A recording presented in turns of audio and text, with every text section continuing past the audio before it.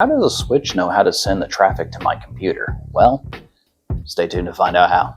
CCNA Networking Fundamentals course, brought to you in part by Blackburn and Tech.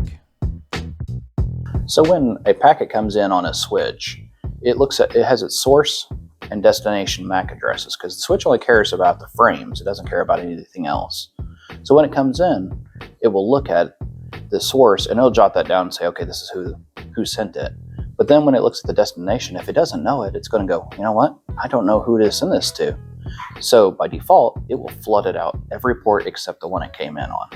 So when it sends it and gets a response back, it will jot that source, that address down, going, hey, I now know where this device is and this device is. So it puts it in what is known as your ARP table. And this will keep track of it. It will dynamically flush itself so that way it doesn't get stale records, but it'll essentially save a copy of it so it'll know next time that if you request something from someone, it will know that MAC address and just go straight to it versus having to bother everybody else. This completes this objective for the CCNA Fundamentals course.